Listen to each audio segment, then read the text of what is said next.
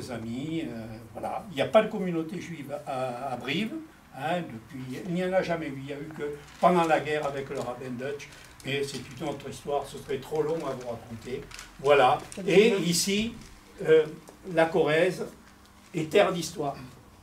La Corrèze est terre d'histoire. Elle a toujours été comme cela. Quand je plaisantais, quelquefois il m'arrive de dire la Corrèze a donné 3 papes à la catholicité romaine. 3 papes. 3 papes, et on a donné également, coup sur coup, 2 présidents à la République française. Avec des bonheurs différents, bon, chacun jugera. Mais c'est le cas. Et puis on a été toujours, voilà, il y avait sous la Troisième République qui s'appelait Anatole de Monzy, qui disait la Corrèze avant le Zambèze. C'est toujours bien défendu, on a été. Et puis après, on a été terre de guerre, terre de résistance et tout. Et encore ce matin, je l'ai dit à quelques-uns, on honorait la mémoire de Isaac Rothman, qui le 9 juin 1944, le jour des pendus de Tulle, a tenté d'arrêter. Il avait pour mission de retarder l'avancée de la division d'Azreich, qui est célèbre mémoire, donc roi d'Ours-sur-Glane, les exactions terribles, hein, et lui, avec un petit groupe de résistants FFI, Forces françaises de l'intérieur, donc a tenté, donc ils avaient coupé les arbres, barré la route et tout, et puis la division est arrivée, l'estafette, l'automitrailleuse de tête, est arrivé plus vite qu'il ne le pensait. Il a mis à l'abri ses hommes, les 6 hommes qu'il avait avec lui, et lui est resté, il est resté, et il a été exécuté sur le champ là. On l'a retrouvé dans un fossé quelque temps après. Et ce matin, on honorait sa mémoire dans le petit village où il a été tué et où il avait été enterré. Maintenant, il est au carré israélite ici. Et il s'appelait Isaac. Il était soldat, il était résistant et il était juif. Voilà. Et donc je suis très fier de pouvoir représenter cela. Et j'étais très fier ce matin d'être là avec mes décorations, puisque j'en ai pas mal, voilà, avec des amis, les drapeaux.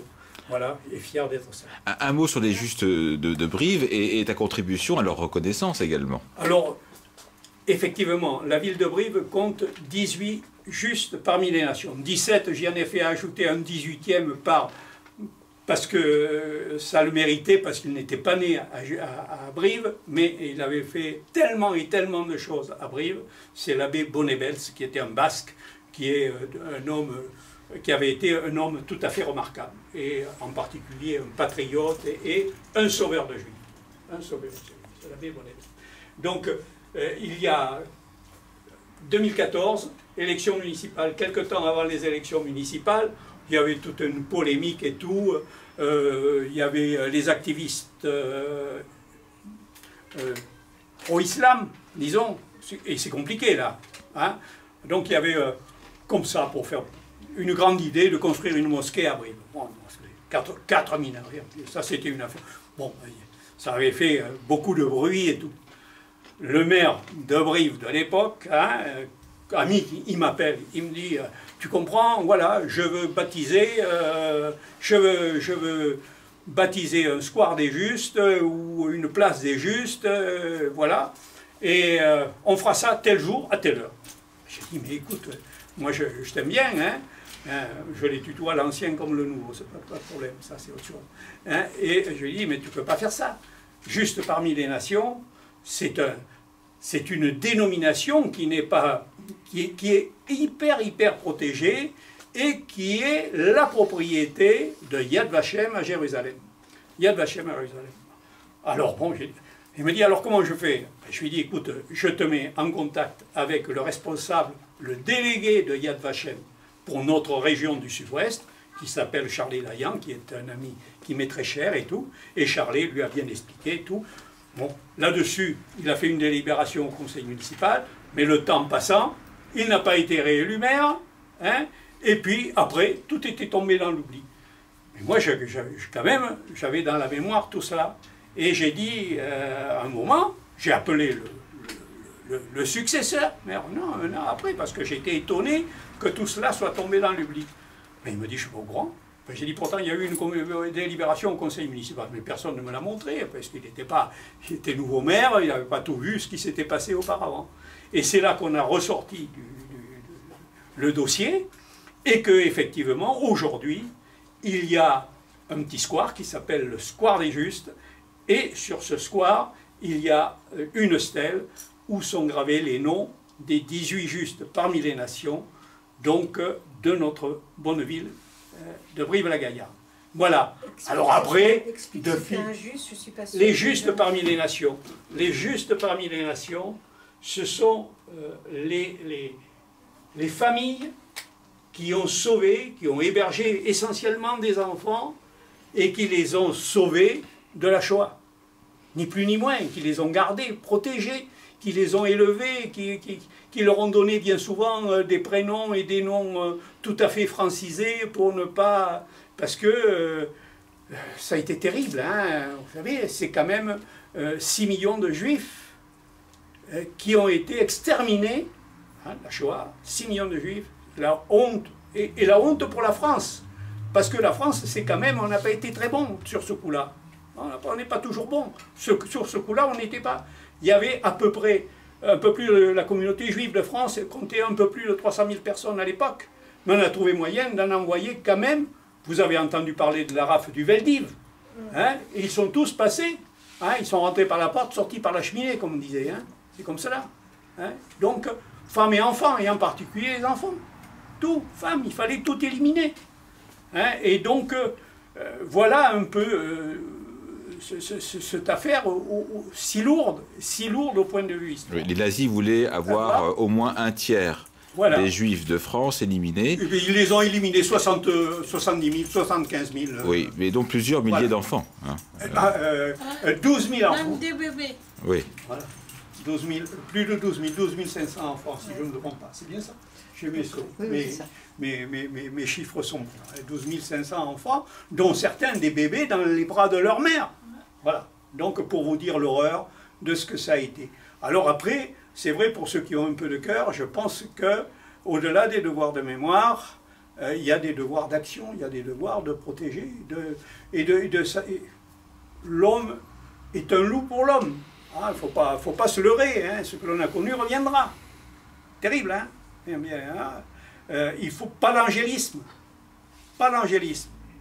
mais de la morale, de la rigueur, être juste, bon, droit. Ça, c'est des préceptes. Bon, après, on ne va pas faire la morale. Hein, vous la ferez. Vous la ferez. La vie vous la prendra. Ne vous inquiétez pas. Ne vous inquiétez pas. C'est plus facile peut-être qu'à notre temps, mais vous savez, entre les deux guerres, entre 14 et... Donc, il y a eu une période où tout le monde était heureux. Et puis, subitement, on est revenu à la barbarie la plus abjecte. La plus abjecte. Il n'y avait plus rien, il n'y avait plus à bouffer, il n'y avait plus rien. Niet. Et les têtes décervelées. On était fous. Voilà, c'est comme ça aussi la guerre. Voilà, donc je vous raconte tout cela pour vous dire que vous avez des missions à remplir et tout, et que vous allez aller à Jujal-Nazareth, où à Nazareth il y a une histoire tout à fait aussi formidable, c'est l'histoire du kibbutz Mahar, demain. Cette histoire de kibbutz extraordinaire de 1900, mars 33. 1er janvier 33, Hitler prend le pouvoir en Allemagne. 1er avril 33, il fait ouvrir le camp de Dachau, le Deschamps. Vous voyez, c'est comme ça a été vite. Et quelque temps après, première loi anti-juive en Allemagne. D'où des afflux de juifs réfugiés. Ils étaient déjà habitués au pogrom, parce que l'Europe de l'Est et le Grand Est a toujours été antisémite. C'est dans les gènes. Hein, c'est malheureux, c'est comme ça. Les Polacs, ils étaient antisémites. Voilà, les Russes à peu près. Il y a beaucoup de monde comme cela. Il ne faut pas se leurrer non plus. Hein. La religion juive a été quand même une religion persécutée au fil des temps. Hein, donc, ça, c'est une autre affaire. Mais voilà ce qui s'est passé. Un beau jour, hein, avec sous l'égide du baron de Rothschild. Baron de Rothschild. Il est venu parce qu'il avait des amis en Corrèze, hein, en particulier, voilà. Et il a dit, voilà, parce qu'à l'époque, il y avait déjà l'immigration. Il faudra reprendre toute l'histoire d'Israël, les accords Saxe-Picot, etc., etc. Les fondateurs, Théodore Herzl, qui voulait une terre sans hommes pour effectivement y mettre des hommes sans terre, des juifs, hein, des hommes sans terre. Ça s'est pas fait tout à fait comme ça et tout. Et donc, mais la Palestine, puisque Israël, ce n'est que 1948, le terme d'Israël n'existait pas, sauf un terme religieux, mais pas en tant qu'État et entité économique et entité nationale. Donc, ce n'est arrivé qu'après 1948. Israël, c'était une autre dénomination. C'était, voilà, c'était le royaume de Juda, c'était le royaume de Juda. Et le royaume d'Israël, c'est le royaume de Juda qui remontait à la nuit des temps, bien évidemment. Donc voilà, et donc, à l'époque, pour aller émigrer en Israël, parce qu'il y avait déjà en Terre Sainte, ou même pas en Terre Sainte, en Palestine. La Palestine était sous domination, en fait. Sous contrôle, c'était l'Angleterre qui administrait la Palestine. Et les Anglais, c'était tout à fait au compte-gouttes qu'ils admettaient l'immigration juive en Palestine. Et pour cette immigration, pour tolérer cette immigration, il fallait d'une part hein, être marié, y aller en couple, hein, et avoir un métier, et essentiellement un métier de la terre. Un métier de la terre, parce que là-bas, il fallait déchiffrer, il fallait trouver, se mettre au boulot pour vivre, pour manger. Hein, non pas pour faire du tissu, pour faire de la mercerie, pour faire du commerce, et tout cela. Il n'y avait rien. C'était tout là-bas. Hein, parce que le littoral d'Israël était même insalubre, il y avait beaucoup de choses à faire et tout. Voilà. Et c'est comme ça que se sont créées des fermes-écoles, puisque le kibbutz c'était une ferme-école, exactement, le terme beaucoup plus exact, c'est une ferme-école. Donc, baron de Rothschild, éminent quand même dirigeant de la communauté juive, prend contact avec des gens de Brive qu'elle connaissait, hein, famille Labodinière, exactement, j'ai tous les noms, et avec mission de trouver une ferme pour pouvoir installer effectivement des pionniers, puisque ça s'appelait aussi comme ça, des pionniers qui par la suite allaient immigrer en Israël, parce que déjà en Palestine, parce que déjà on savait tous les malheurs qui attendaient le peuple juif. Et c'est comme ça que c'est créé sur le domaine de M. Verlac, c'est des gens que j'ai, des amis et tout, que c'est créé à Jujal-Nazareth, une ferme. Et pourquoi Nazareth? Alors là aussi, Nazareth, c'est une autre affaire. Pourquoi Nazareth? Il y a le Nazareth de la Terre Sainte, il y a le Nazareth de la Palestine, et il y a le Nazareth de Juja. Nazareth là-haut. Pourquoi? Alors, l'histoire veut que le comte de Turenne, rentrant de la 3e croisade, hein, et revenant donc de Palestine, rentrant de croisade, a découvert, a dit, mais ce village, le village de ma vicomté, mais ressemble terriblement au Nazareth de la Bible. Et donc, il a appelé ce village, qui portait un autre nom, Nazareth. Et c'est là que se sont installés le kibbutz qui a été quand même éphémère, puisqu'il a ouvert en avril, les tout premiers, mars-avril 1933, et en 1935, c'était fermé parce que déjà les ligues, les ligues félonnes, tout. Hein? C'était pas encore les lois de Vichy, mais c'était... Voilà, non, c'était pas les lois de Vichy. Non, c'était l'extrême droite, c'était l'époque de la cagoule, c'était l'époque des ligues factieuses et tout cela, et donc, bon, il a fallu fermer. Mais alors après, on vous expliquera un peu plus, parce que je serai intarissable là-dessus. Tous ces jeunes qui sont arrivés de partout, hein, un peu partout, essentiellement d'Allemagne et surtout beaucoup de Pologne, oui, voilà. On en parlera demain matin, voilà. concrètement, pour toute l'histoire de Julia de Nazareth, Voilà. avec Monsieur le maire en personne. Et je sais que vous représentez un petit peu aussi la municipalité de Brive, puisque